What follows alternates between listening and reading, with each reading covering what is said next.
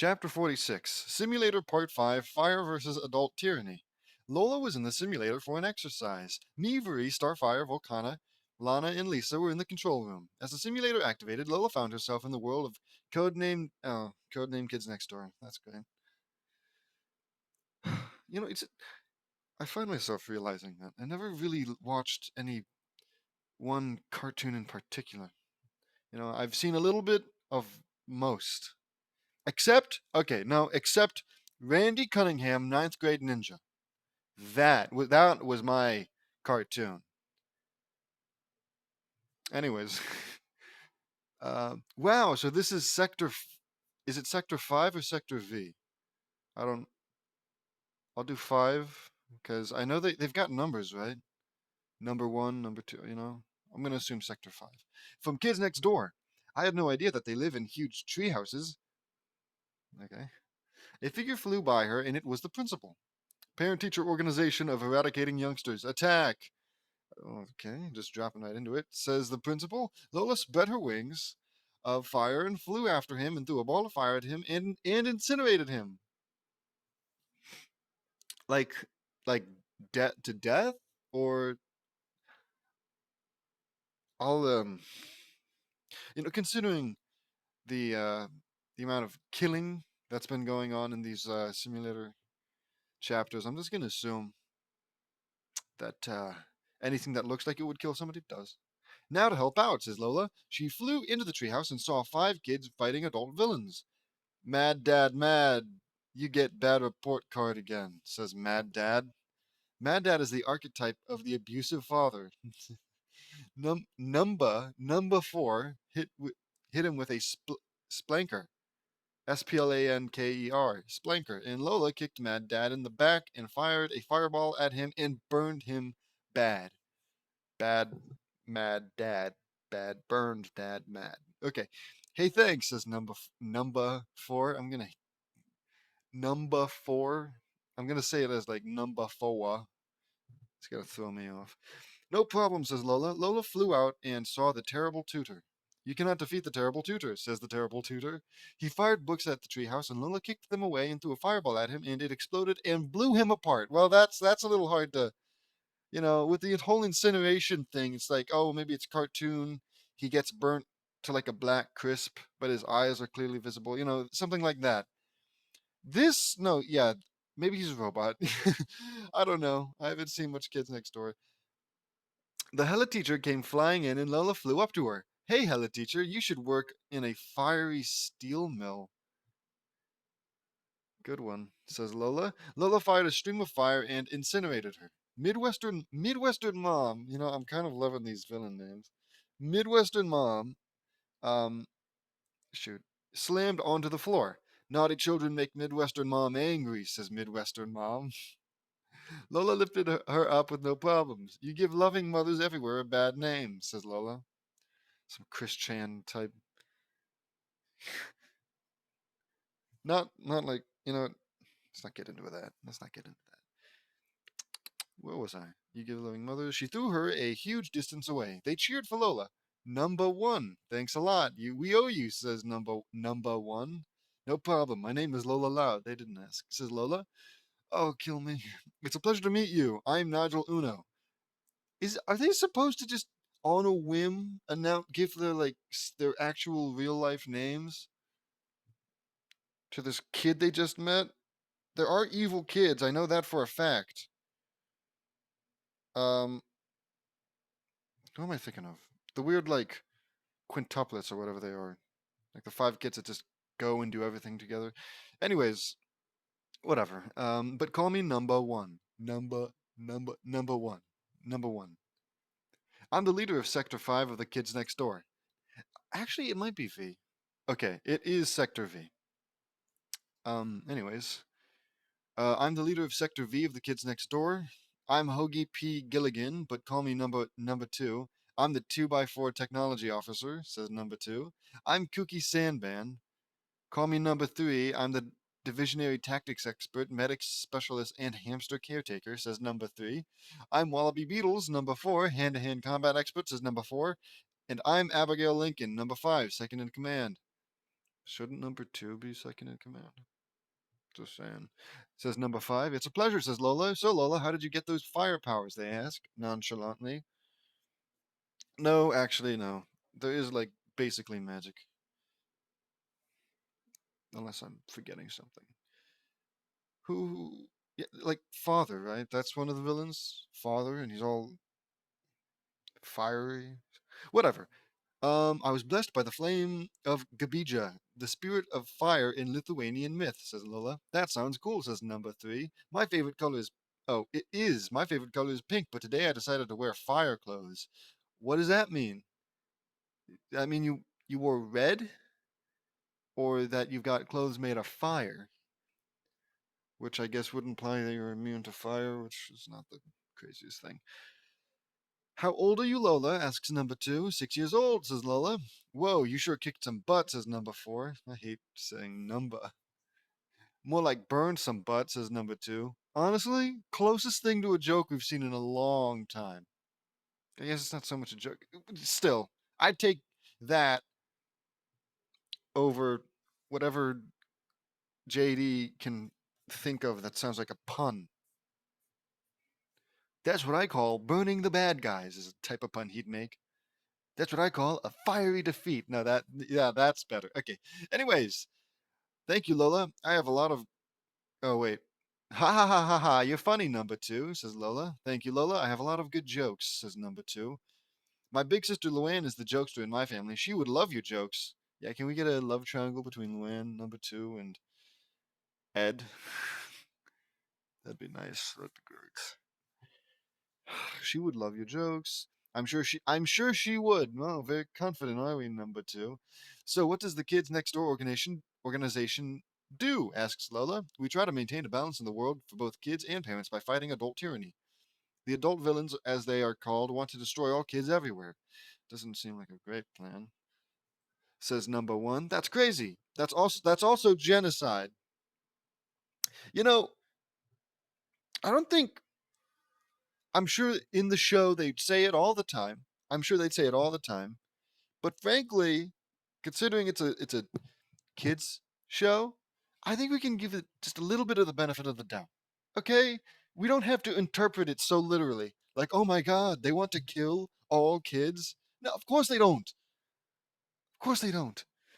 Because if that were happened, then I guess just all of humanity would be doomed.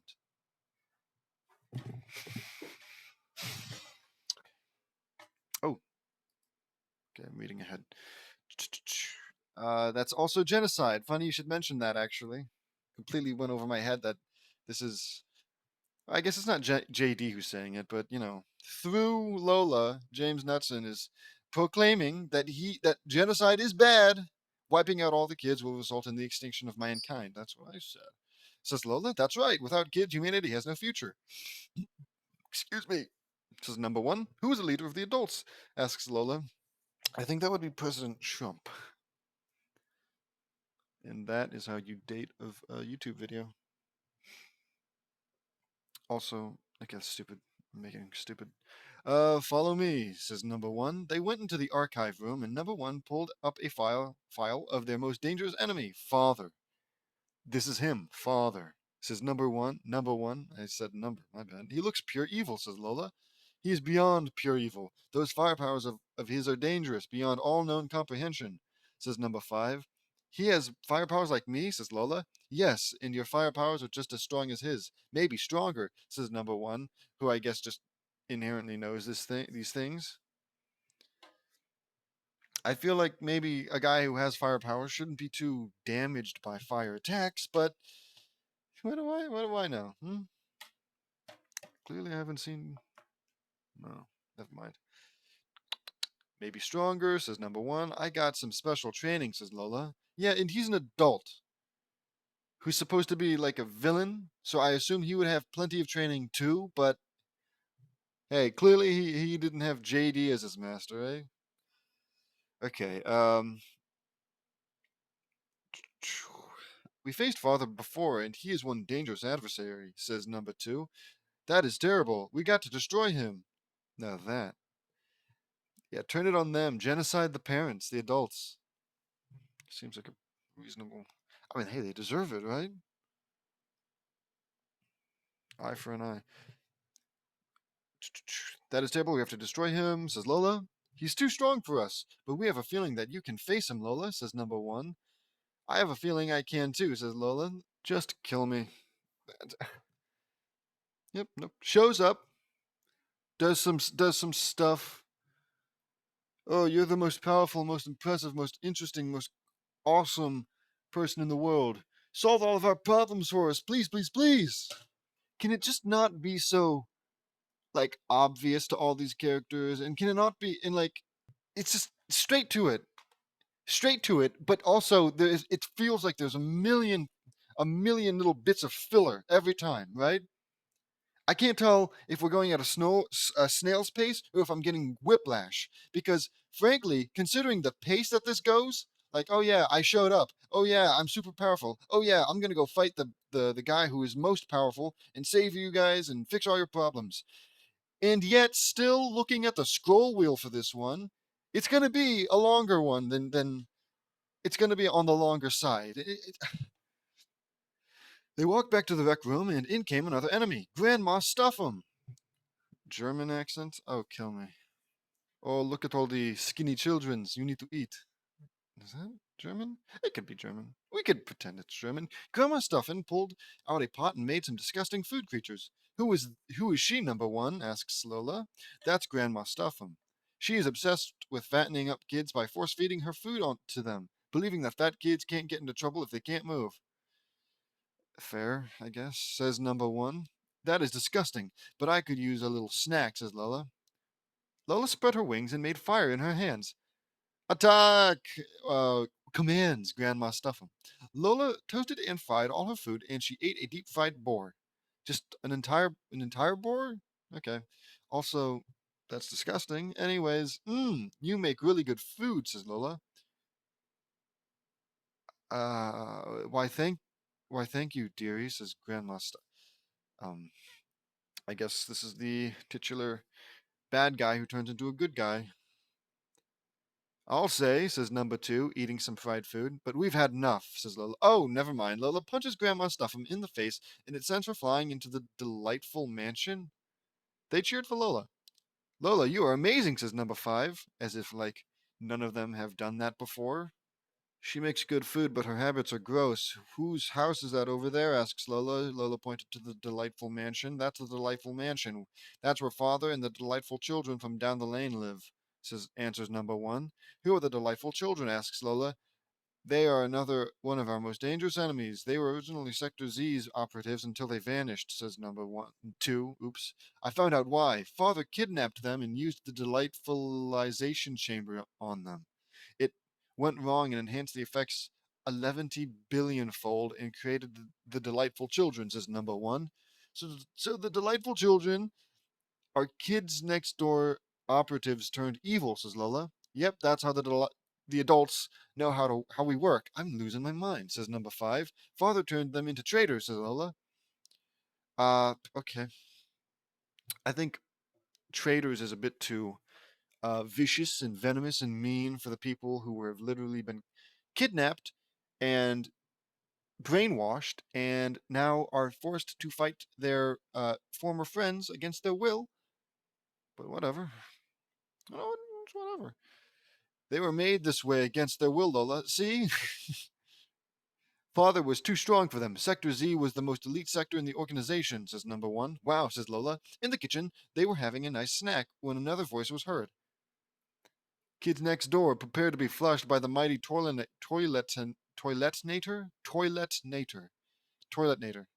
says question mark, who I can only assume is the toiletnator. Toiletnator? That's a stupid name for a villain, says Lola. Yeah, not all villains pose that much of a major threat, says number two. The toiletnator fired toilet paper at a branch in the room and climbed up, and Lola grabbed the paper and yanked it off as he was near the window. She spread her wings and carried him out. Cool. Yeah. Whoa. Lola's so cool. I wish Lola was my friend. I wish I was a loud kid. Anyways, hey, who are you? Asks Toiletnator.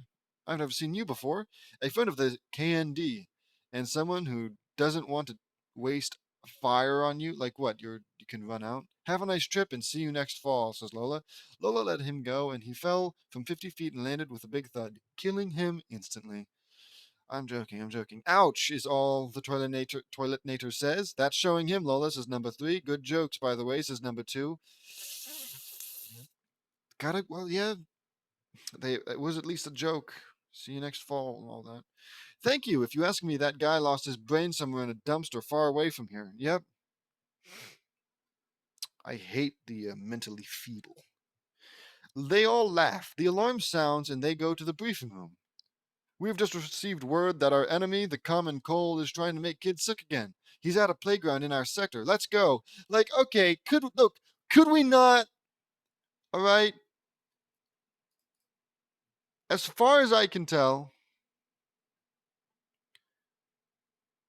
yeah, as unless one of these, because I don't understand half of these naming schemes. But look, I just need to know if like multiple chapters is an option for stuff like this.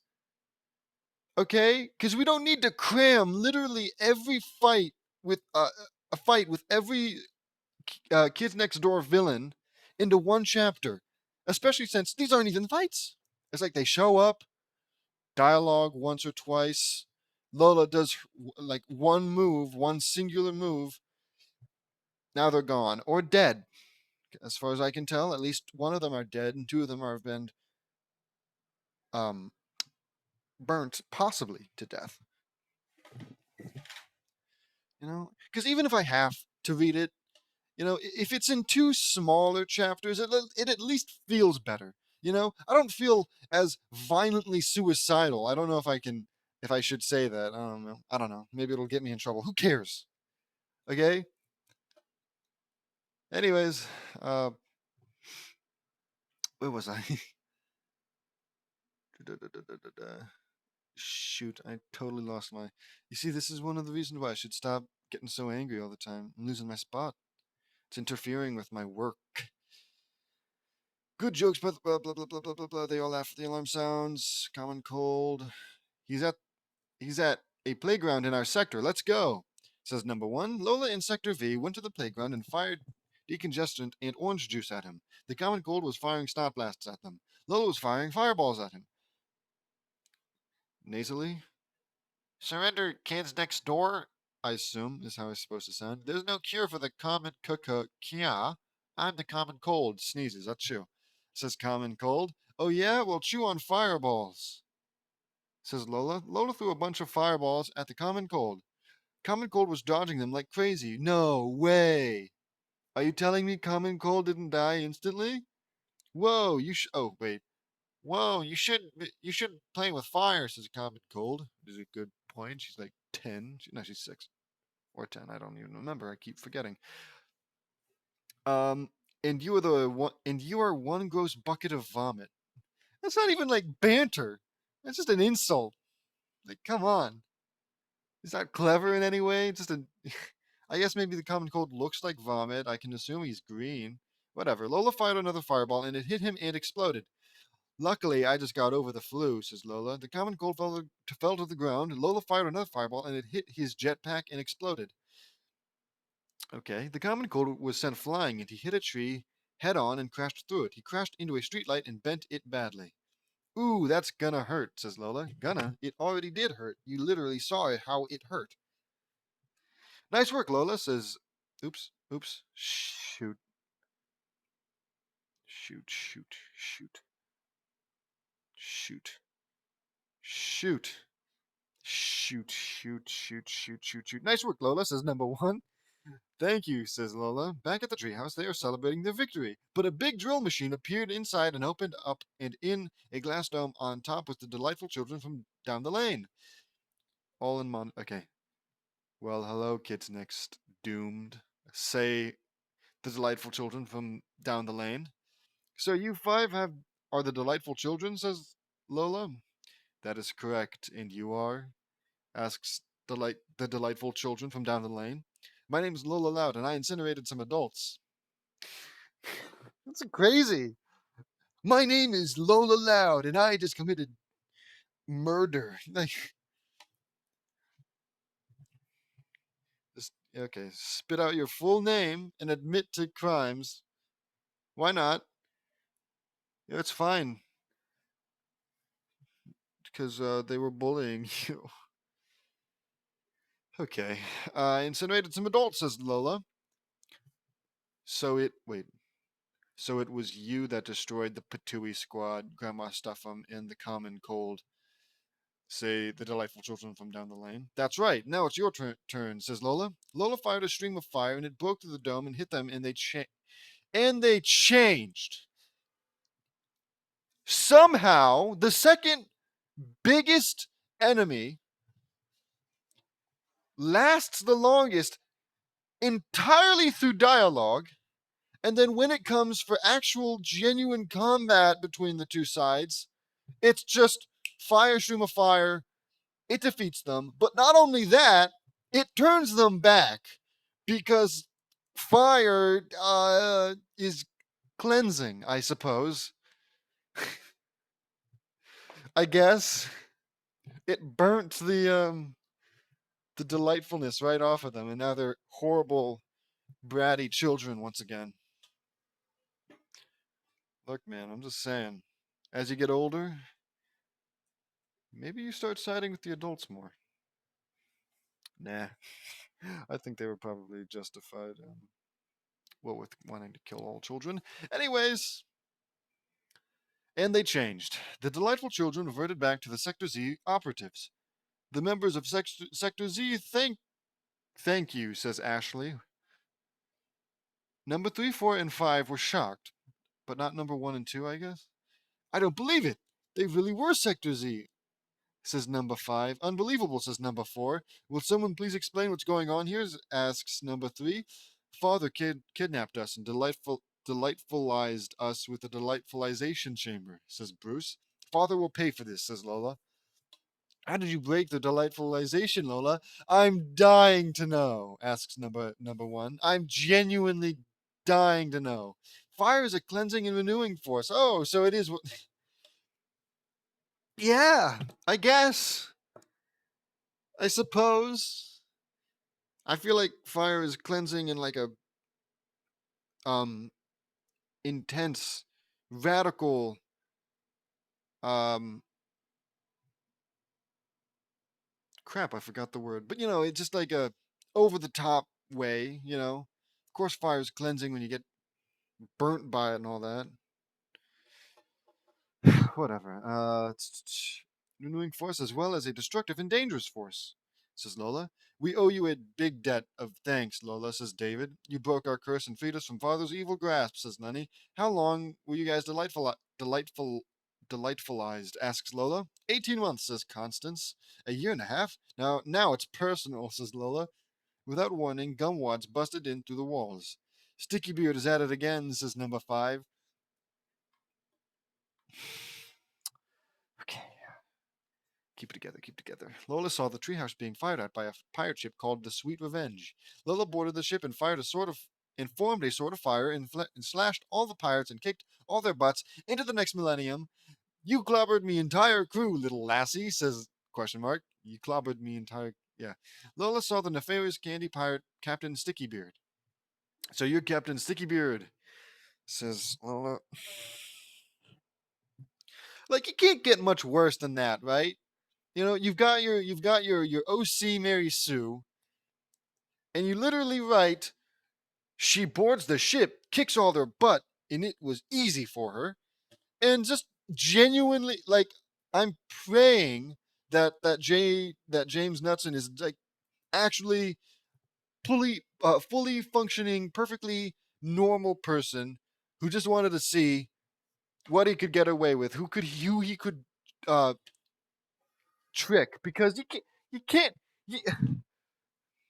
Lola boarded the ship, kicked all their butts to next millennium.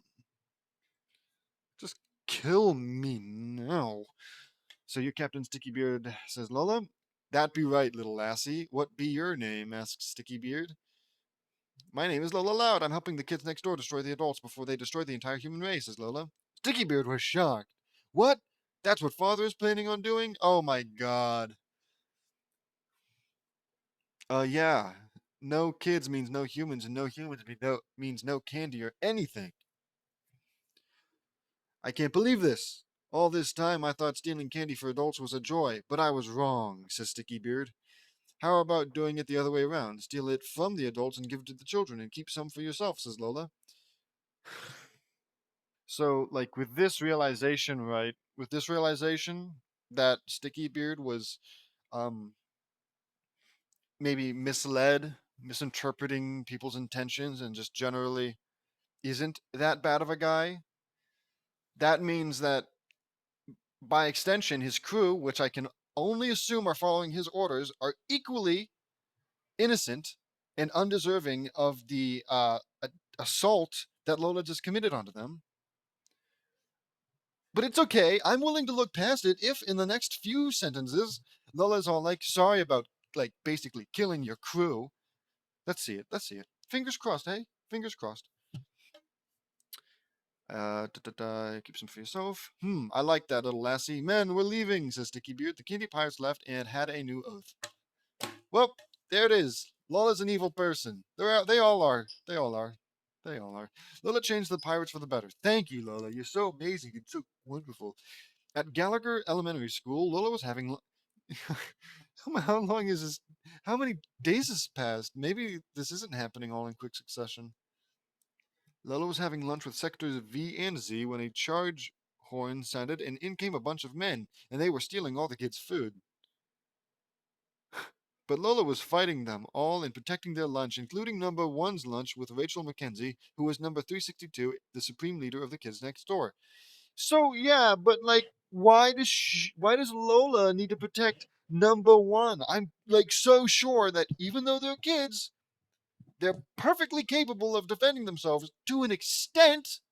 You know, if they weren't, then I don't think Kids Next Door would be so entertaining. I feel like it would just be a bunch of kids trying to do stuff, but then, getting beaten up by stronger, bigger adults, right? Because you're making it look like, James, Jonathan, if I may, you're making it look like, that you're making it look like all of these characters that we grew up watching and loving are entirely, completely worthless and helpless. What's the other word I'm thinking of? But you get the point. Until one of the loud family or friends comes in to save the day and protect you, you pitiful, worthless. Like, come on, man. I'm not like a super crazy Kids Next Door fan or anything, but I like number one, right? I like him. I also like number three, right? The blonde kid. For as little as I know for a fact that, yeah, I mean, the blonde kid's literally a combat specialist. He said it himself. This the kind of stuff that people complain about with like Marvel these days, right? That they introduce these new characters, and instead of making us like them through good writing or anything, they have to bring down other characters, right? That's the big problem with what is it? She-Hulk.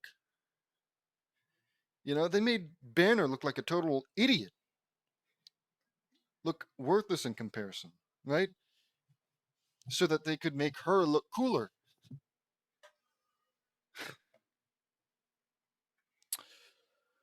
Okay, let's get political. Let's get political. Where was I?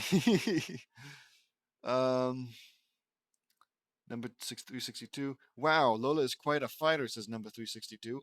Isn't number 362 in like a space station usually? Who cares? I told you she was good, says number one. Yo ho, says question mark. Lola saw the leader of the men, Robin Food. Robin Hood? No, it's Robin Whatever. What are you doing here? Asks Lola. Ah, alas, my dear, I am not Robin Hood. Ah, right. No, you know what? That's my bad. Of course you wouldn't, um, think his name is Robin Food. I'm Robin Food, says Robin Food. Are you stealing food from the rich and giving it to the poor? Asks Lola. It's the opposite. This is all shit. It's the opposite. He steals lunch food from the kids and he gives it to the elderly at Sherwood Forest Senior Center. Oh, come on, leave them alone. Old folks' homes are like kind of sad and sometimes even abusive. But also, why the hell would old folks, the elderly, want to eat middle school lunch? Elementary, actually, elementary school lunches. I'm sorry. I mean, hey, Friday was pizza day, and that was always a highlight. So maybe, I don't know. My grandma goes there, and she doesn't like this guy, says number two.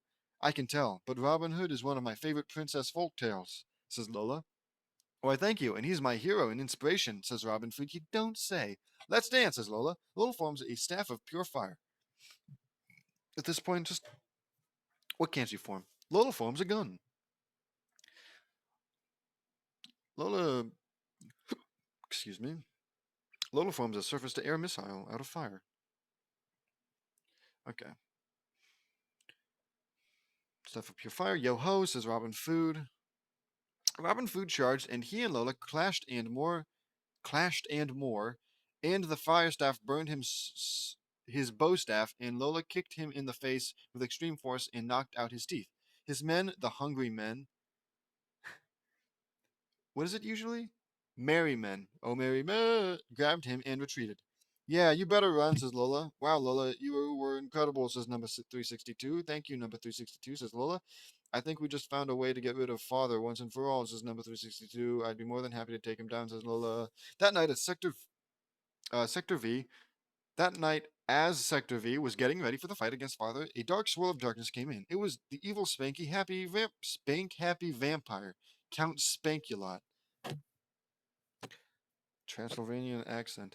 Those who wait, vaunt to okay, so it's W. Those vu? I don't think that's right.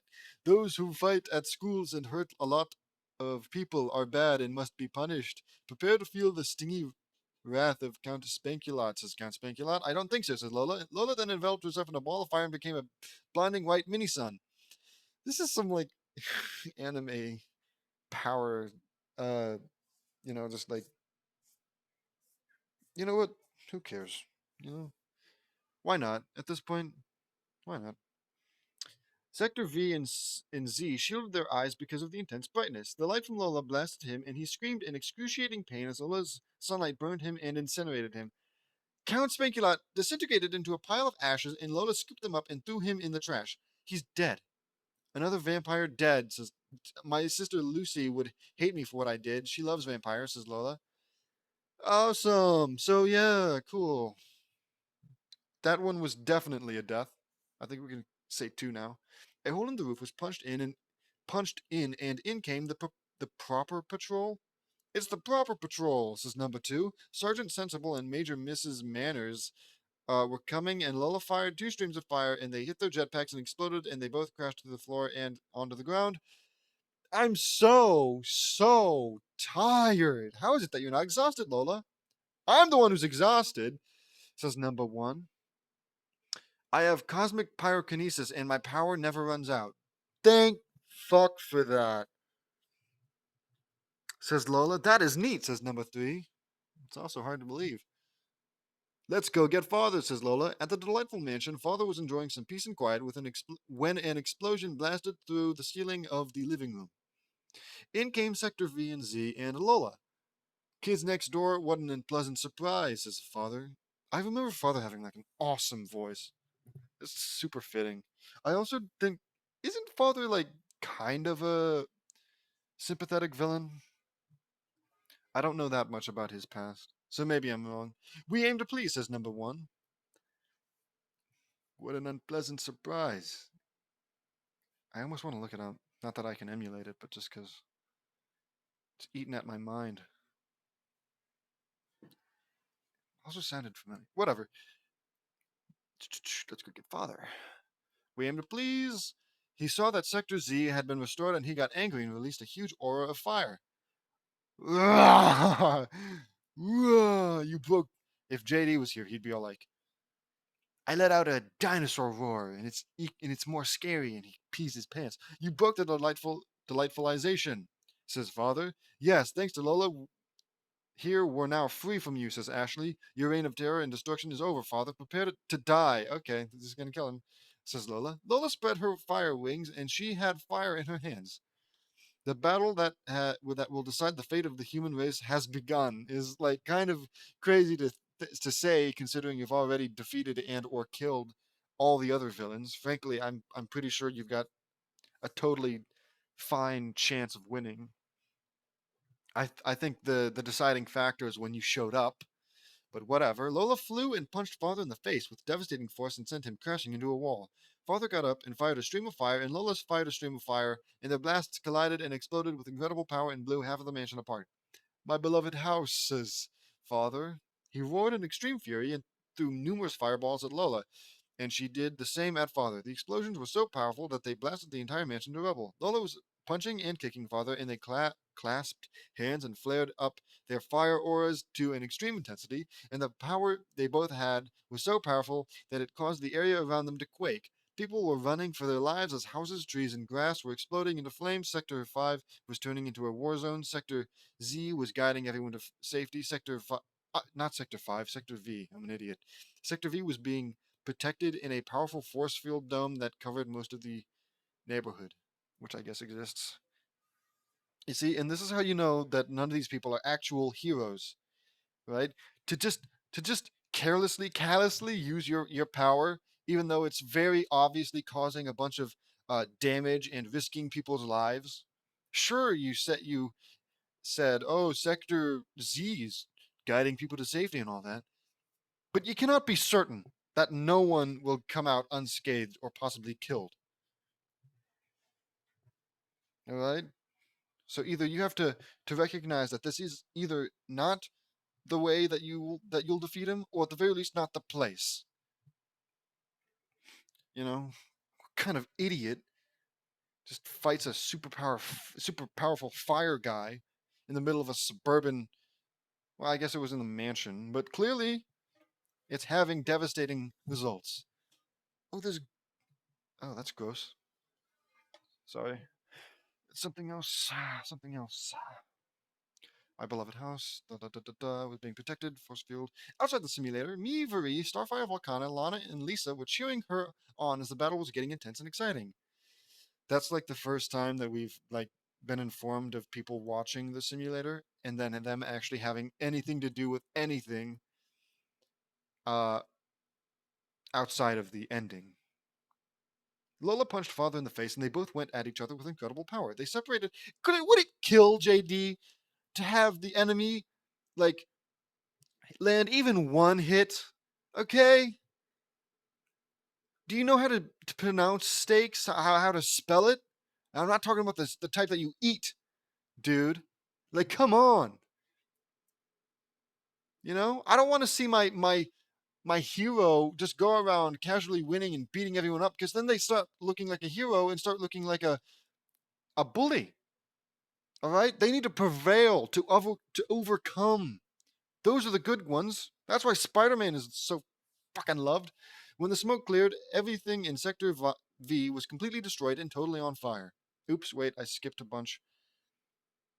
Um, they separated, and Father and Lola fired huge blasts of fire, and the blasts collided, and a massive explosion followed. The explosion was so powerful and so devastating that it destroyed the entire neighborhood. Uh, the entire neighborhood. It carried the destructive power of a million fire bombs. Sure. I don't know. Could be, could not be. I don't know what a firebomb is exactly. When the smoke cleared, everything in Sector V was completely destroyed and totally on fire. The only things left standing were Sector V treehouse, of course, and a bunch of houses. So I guess it wasn't completely destroyed and totally on fire, you fucking idiot. Luckily, Sector V and Z were in the treehouse and had got their parents and all the local children in there safely. What wonderful. Wow. Just happy ending. Father and Lola were standing in the fiery rubble, and Father was panting heavily from exhaustion, and Lola didn't seem in the least bit tired. Dope. Control room. Wow, Lola is truly a force to be reckoned with. She has brought Father to his knees, I say. Yeah, all that training is really paying off. Really? Does she need training to do this? Because as far as I could tell, simply having the power, having infinite firepower and never being able to get tired helps significantly. Okay? Because keep in mind that they have been mostly matched. Sure, Lola's been getting punches and shit in, but they've been firing fire at each other, and it's been basically the same strength, as far as I can tell. It's like just fighting a guy who's cheating. Yeah, I've got infinite stamina on. God, Simulator. Wait, no. Lola has him right where she wants him, says Marie. Simulator. Lola was walking towards father, and he was shaking in absolute fear and terror. What are you so afraid of, father? My power is far stronger.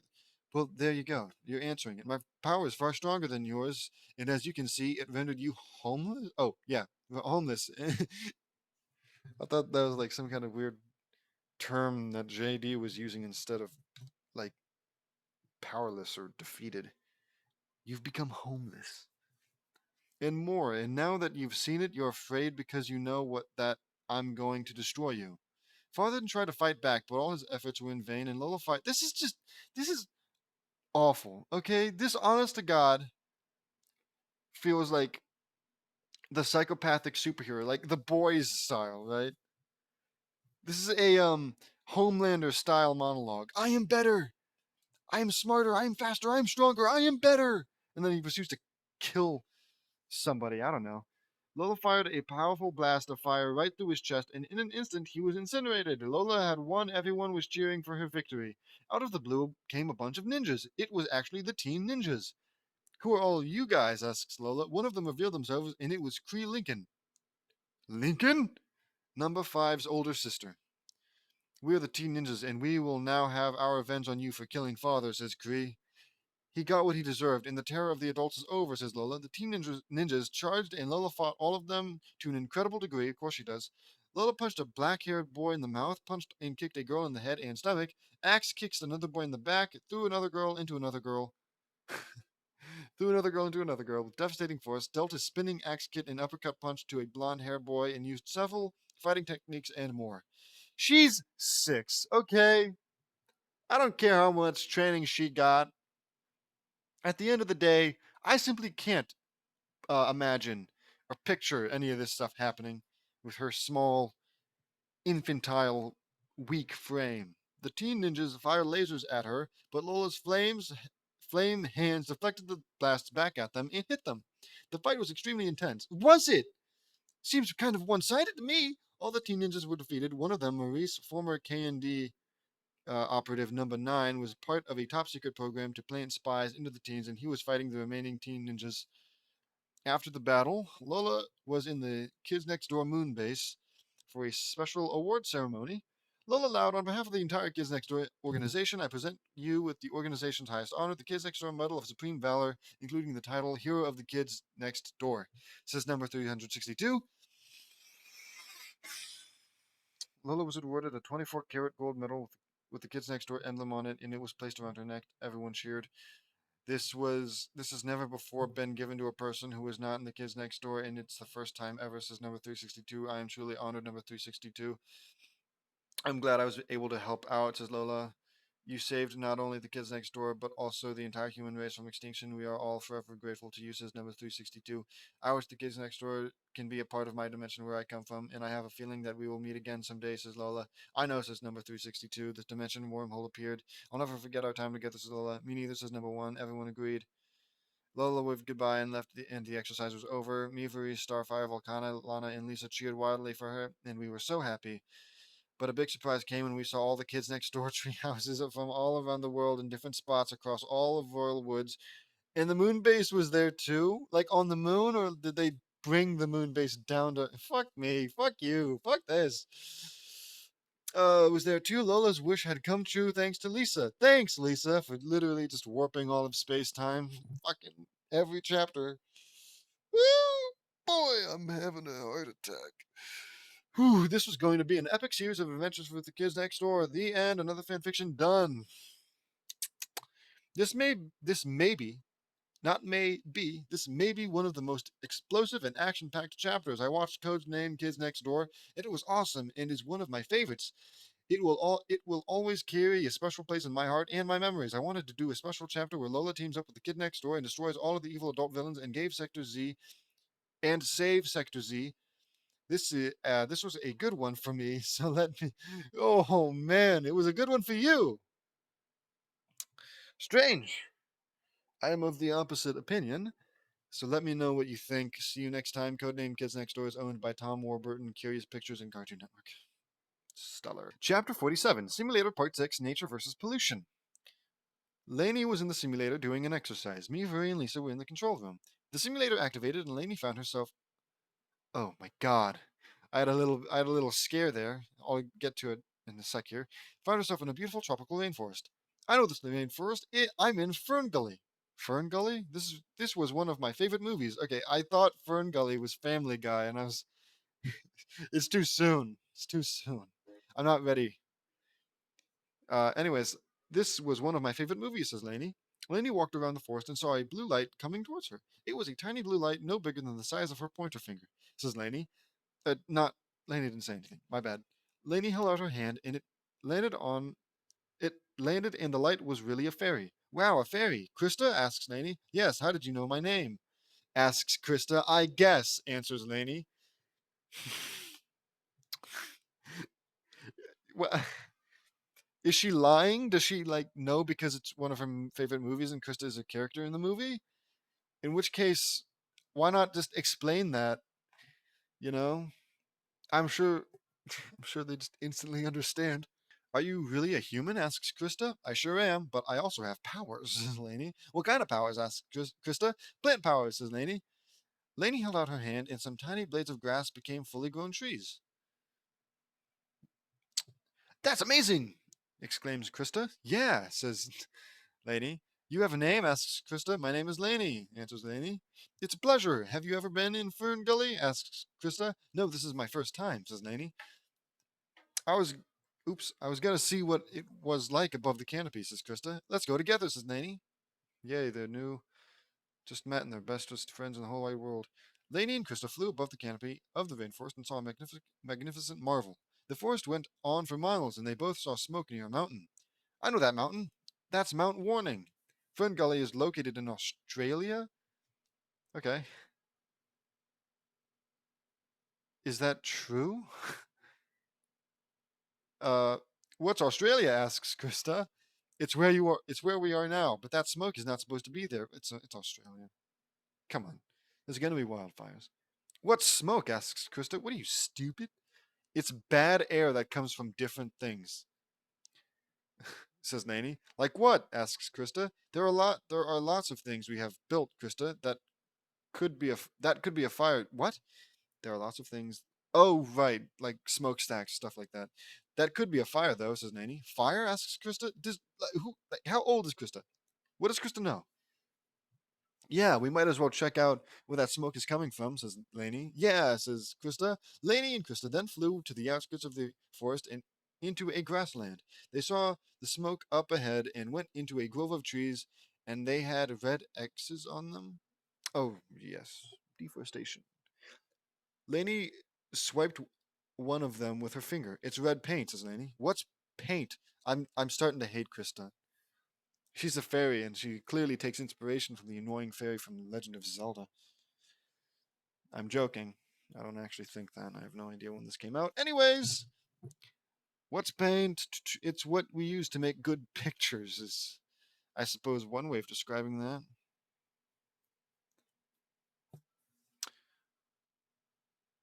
Oh, my phone is doing something. Whatever. What we used to make good pictures. Laney and Krista saw red X's on most of the trees and knew what was going on. Oh no, says Laney. What is it? Asks Krista. This is a clear cutting area. What's clear cutting? Oh my god, Krista. It's where we cut down an entire area of trees, answers Laney. That's terrible, says Krista. Yeah, it's one of the biggest ecological disasters on the planet, says Laney. What can we do? Asks Krista. These trees have been here for a while, says Laney. That doesn't answer it. Laney put her hand on a tree and it glows neon red. Her hand or the tree? Because if the entire tree is glowing neon red, that's gonna be bright as hell. They're all in a lot of pain, not just from pollution, but from the dust of time. Okay, says Laney. Can't you do something? Asks Krista. I could grow new ones in their place, but I don't think I've ever tried that before. I mean, yeah, but also maybe let's keep the old ones. Hey, what are you doing here? Asks question mark. Laney saw a tall man with blonde hair, blue shirt, and blue jeans. Krista hid in Laney's scarf. Oh, I'm sorry. I saw smoke coming from here, and I thought a fire was burning. No, says Laney. No, there's no fire here. My name is Zach, by the way, says Zach. Laney, it's a pleasure to meet you. What do you got? What are you guys cutting down these trees for? Asks Laney. It's just a logging company. I came up here for a summer job, says Zach. Oh, I see. I was just concerned, that's all. I thought a fire was burning. You said that already, says Laney. No problem, says Zach. Laney then saw a tree about to fall on top of Zach. Zach, look out, says Laney. Krista had to act fast, and she shrinks as like, oh come on, like Laney with all her powers couldn't have done something. Anyway, she shrinks Zach to her size, and Laney jumps out of the way, and she grabs Zach and Krista and flies back to FernGully. Krista, are you all right? Asks Laney. Yes, says Krista. They arrive back in FernGully, and Zach wakes up. What happened? Asks Zach. Zach, Krista here unintentionally shrank you. Obviously, says Laney. Shrank, says Zach. Not like with a question mark or an exclamation. He just says shrank. He looked at Laney and saw that she was right. Ah, what happened to me? I'm only 3 inches tall, says Zach. 3 inches is a lot. Like I said, she shrank you, says Laney. Yeah, says Crystal. This was totally unintentional, but a tree was about to crush you, and she had to think fast, says Laney. I see. Thank you both for instantly forgiven and uh, accepted and forgotten about. I'm assuming this normal guy. I'm assuming this guy's a normal guy, and somehow he barely registers that he got shrunken by a magical fairy, and he's just like, thank you. Nothing realistic like I must be dreaming or you really think I could believe that? Something like that. I don't know. It just instantly, oh, well, now that you said it out loud, it makes so much sense. Fuck yes. This was totally unintentional. Thank you both for saving me. Yes, but Maggie Loon will fix you, says Krista, whoever that is. Good idea, says Laney. Laney, Krista, and Zach went to find Maggie. Magichin? But she was away from her tree and they had to wait. What they don't know, however, is that the machine that cut down the tree, the leveler, cut down the tree that imprisoned Hexxus, the spirit of pollution and destruction, and released him. Hexxus, what is this about? Yeah, I have never seen FernGully. Hexxus took control of the leveler and is now on his way to FernGully. The next day, Laney felt a major disturbance. They've just been waiting by a tree for a whole day. Krista, Zach, I sense an evil force heading our way, says Laney. What is it? Asks Krista. I don't know, says Laney. Zach saw a tree losing leaves and the water was turning brown. Laney saw this too. Oil, that machine is coming, says Laney. It's the leveler, says Zach. I can feel it. We got to warn everyone, says Laney. Laney, Krista, and Zach went to the center of FernGully and told everyone what's happening. Maggie then appeared. The humans have released Hexxus, says Maggie. Hexxus? Oh no. Maggie, let me help you all out, says Laney. Of course. Gather everyone in the circle. I want it to end, says Maggie. Asks Maggie. Laney, Krista, Zach, and the fairies went to Maggie's tree.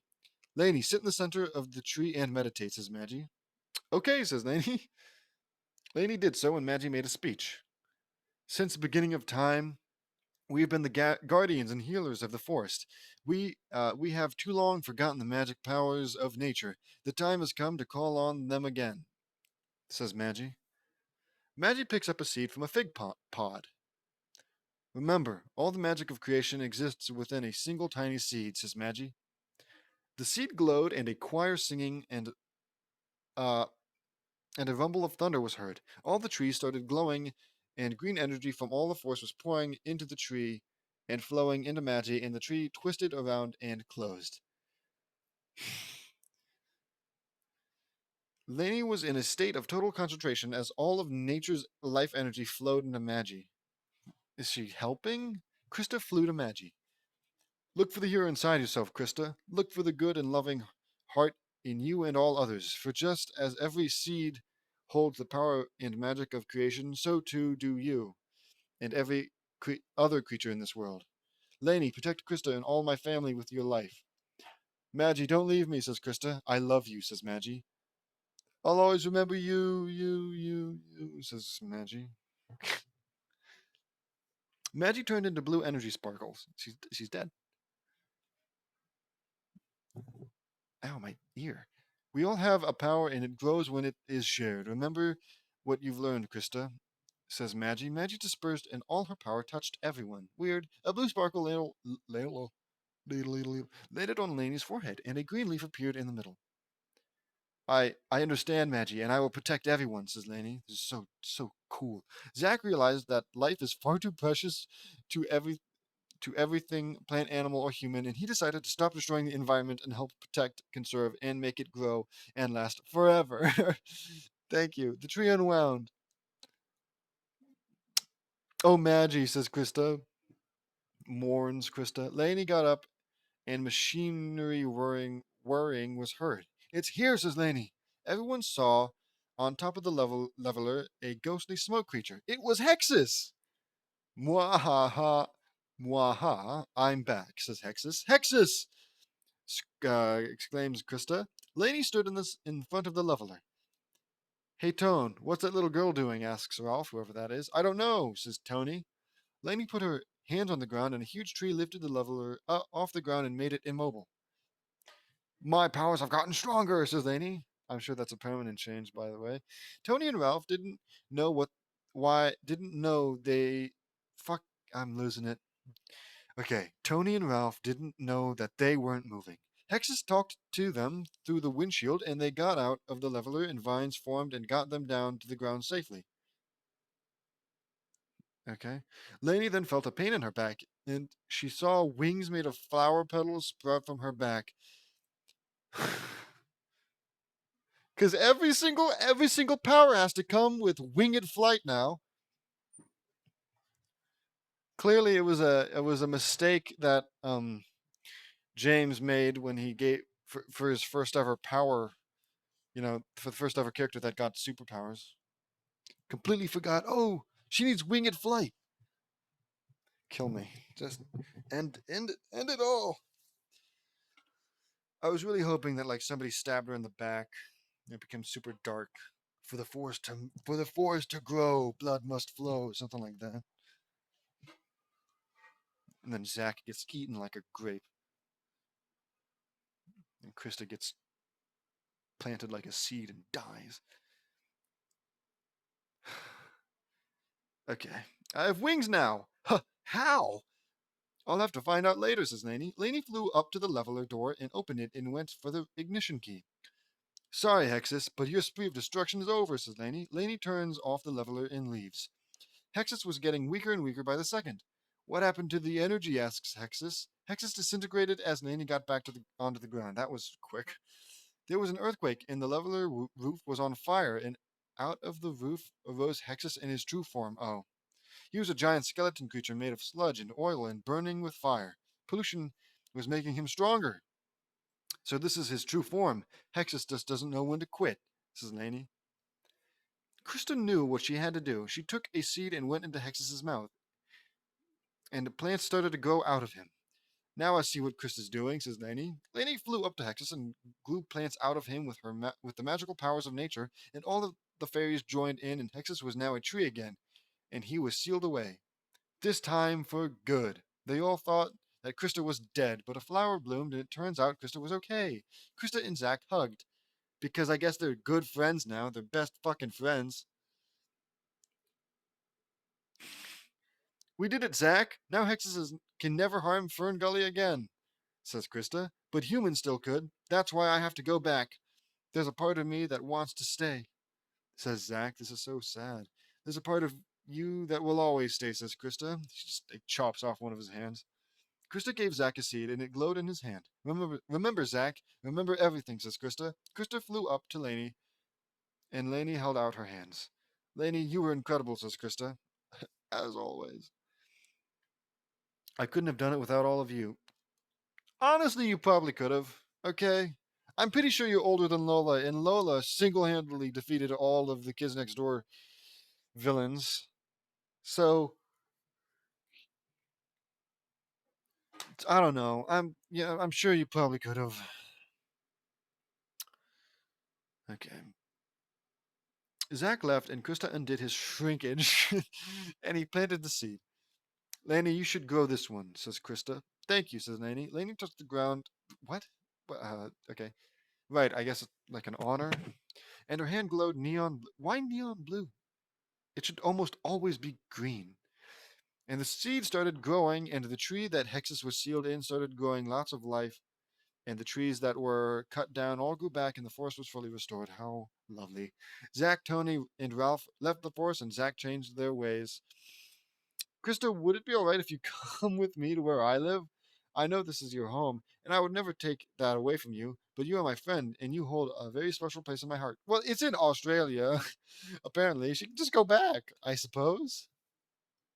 I've decided to go with you, says Krista. Didn't take much convincing. All the fairies were confused. Why, Krista? They're not the only ones, asks Pips. Laney and I are close, very close, and I want to. Close, very close. You've known her maximum one whole day. Maybe two. And you're acting like she's your blood brother, sister. Oops.